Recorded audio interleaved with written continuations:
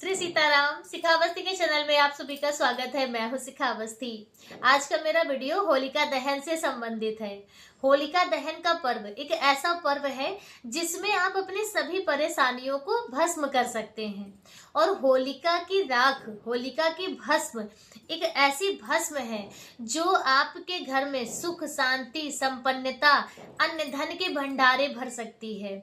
आपके घर में यदि छोटे बच्चे हैं, बीमार रहते हैं, उन्हें नजर लगती है, तो आप अपने बच्चों को बुरी नजर से दूर कर सकते हैं और उन्हें रोज रोज छोटे छोटे सी बीमारियों से दूर कर सकते हैं। तो चलिए जानते हैं कि कौन सी परेशानी का अंत हम होलिका में कौन सी वस्तु डालकर कर सकते हैं और अपनी मंगल कामनाएं पूरी करने के लिए होलिका की भस्म का प्रयोग हमें किस प्रकार से करना है।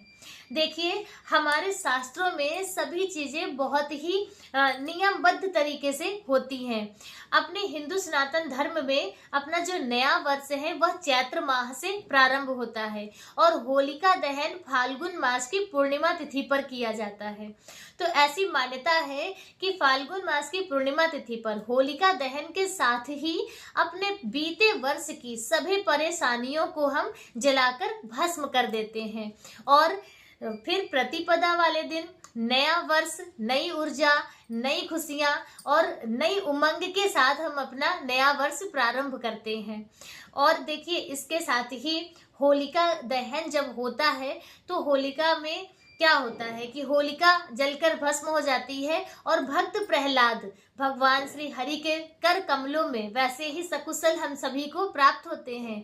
तो कहने का तात्पर्य है कि जो होलिका की भस्म है वह बिल्कुल जो भक्त प्रहलाद है ना, उनकी चरण रज को माना जाता है। कहा जाता है कि जो होलिका की भस्म है वह भक्त प्रहलाद की चरण की रज है, धूल है। तो उसे यदि आप अपने घर लाते हैं, उसका टीका करते हैं, उसका अपने घर में छिड़काव करते हैं, तो आपके घर में सुख शांति का वास होता है। बुरी जितनी भी नजर है, जो भी नकारात्मकता है आपके घर की, वह सब दूर होती है। आपके घर के जो भी व्यक्ति हैं, बीमार रहते हैं, तो उनकी बीमारी दूर होती है। होलिका की भस्म बहुत ज्यादा उपयोगी है और उसके साथ ही होलिका दहन उतना ही ज्यादा महत्वपूर्ण भी है। तो चलिए जानते हैं कि हमें कौन सी वस्तु, कौन सी परेशानी का अंत होलिका दहन में करा सकती है। तो देखिए, यदि आप धन प्राप्ति करना चाहते हैं, आर्थिक परेशानियों से छुटकारा प्राप्त करना चाहते हैं, तो आपको होलिका में चंदन की लकड़ी का डालना चाहिए। जैसे आप जब जाएंगे होलिका में, जैसे घर से गोबर के उपले जो बल्ले इत्यादि बनाकर ले जाते हैं, तो वह तो आपको डालना ही है। इसके साथ ही आप छोटा चंदन की लकड़ी का टुकड़ा ले लें। आप अपने हाथ में रख कर भगवान से प्रार्थना करें कि इस होलिका में आपकी जितनी भी आर्थिक समस्याएं हैं, प्रभु उन्हें जलाकर आप राख करें और हमारे जीवन से आर्थिक समस्या दूर करके और हमें धन धान्य से परिपूर्ण करें। तो इस प्रकार से कामना करके आप 7 परिक्रमा या 4 परिक्रमा करके और उस चंदन की लकड़ी को आप हवन में, उस होलिका में डाल दें। और इस विश्वास के साथ आप अपने घर पर आए कि जितनी भी आर्थिक समस्याएं हैं आपने उसमें जलाकर राख कर दी है। तो आप धन प्राप्ति के लिए आपको चंदन की लकड़ी का होलिका में आपको डालना है।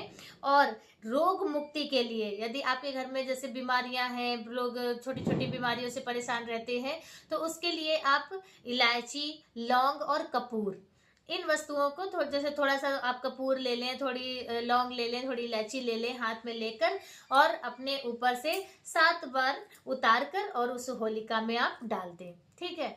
और उसके साथ ही गेहूं की बाली डाली जाती है। गेहूं की बाली और काले तिल, काले तिल होलिका में डालने से कहते हैं कि घर में जो भी किसी भी तरह की यदि वास्तु दोष है, ग्रह दोष है, किसी भी तरह का पितृ दोष है, तो वह शांत होता है। तो होलिका में आप काले तिल जरूर डालें। और इसके साथ ही कहते हैं कि यदि कोई वैवाहिक परेशानी है आपके घर में, जैसे कि विवाह योग नहीं बन रहा है या कोई वैवाहिक जोड़ा है जिसके बीच में मतभेद चल रहा है, तो कहते हैं कि वैवाहिक सुख के लिए होलिका में हवन सामग्री, जैसे कि आप बाजार से हवन सामग्री ले आए, उसमें थोड़ी सी पंचमेवा, चीनी या गुड़ इत्यादि मिलाकर थोड़ी सी हवन सामग्री आप तैयार कर लें और बस वही करना है। आप अपने हाथ में ले, अपनी कामना बोले, 7 परिक्रमा करके उस आपको होलिका में डाल देना है। तो इन वस्तुओं को यदि आप होलिका में डालते हैं तो जिस कामना करके आप जिस वस्तु को होलिका में डालेंगे, आपकी वह परेशानी होलिका में जलकर राख हो जाएगी। अब ये सभी जो नियम है या हमारे ज्योतिष शास्त्र के अनुसार हैं, ज्योतिष शास्त्र में इन नियमों को बताया गया है।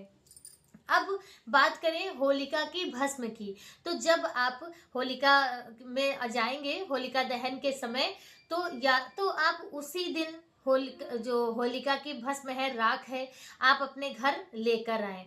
देखिए कहीं कहीं पर मान्यता होती है, कहीं कहीं पर लोग नहीं ले जाते हैं। जैसे हम लोगों के घरों में होलिका से ही अग्नि जलती हुई घर लाई जाती है और फिर उसी अग्नि से घर पर हम लोग होलिका जलाते हैं। तो यदि आपके घर पर भी ऐसा होता है तो आप ऐसा करें, यदि नहीं होता है तो आप फिर वहां से राख जो होलिका की भस्म है उसे आप घर लाएं। घर लाकर अपने घर के चारों कोनों पर जरूर छिड़कें। उसके साथ ही जो आपका घर का जो अग्निकोण है, तो कहते हैं वहां पर किसी भी कांच के शीशी में होलिका की वह भस्म भरकर और रख दें। आर्थिक समस्याओं से आपको छुटकारा मिलता है।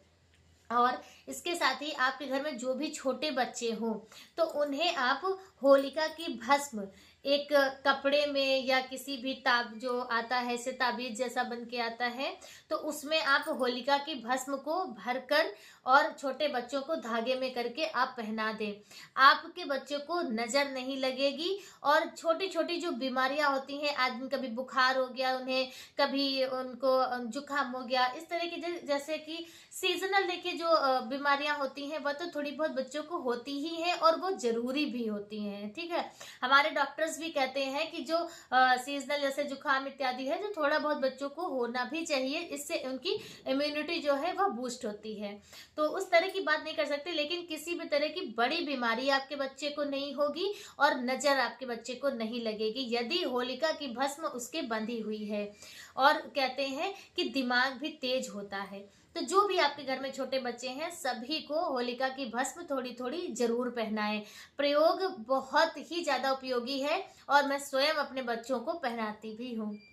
तो आप यह कार्य जरूर करें और बच्चे सेफ रहेंगे तो अपने आप ही सारी परेशानियां दूर रहती हैं। तो यह कार्य आपको होलिका और यह जो भी कार्य है आपको या तो पूर्णिमा वाले दिन या प्रतिपदा वाले दिन जरूर कर लेना है। जैसे कि 2 तारीख को यदि होलिका दहन होता है तो 3 को तो ग्रहण काल रहेगा, उस दिन नहीं, फिर आप 4 तारीख को यह कार्य जरूर कर लें। 4 तारीख तक आपको यह कार्य जरूर करने हैं और उसके बाद यदि आप करेंगे तो उतना असर नहीं रहता है, क्योंकि हर चीज का एक मुहूर्त होता है, एक समय होता है। तो यह जो कार्य है तो आप प्रतिपदा तक हर हाल में कर लें। और इसके साथ ही देखिए जहाँ कहीं भी होलिका जली हो तो सभी को होलिका के पास जरूर जाना चाहिए, परिक्रमा करनी चाहिए और वस्तुएं उसमें डालनी चाहिए, प्रणाम करना चाहिए, क्योंकि यह जो होलिका की भस्म है वह भक्त प्रहलाद की चरण रज है। तो होलिका दहन से संबंधित यह वीडियो मेरा बस इतना ही। वीडियो कैसा लगा कमेंट करके जरूर बताएं। मिलते हैं दूसरे वीडियो में किसी दूसरी जानकारी के साथ, तब तक के लिए श्री सीताराम।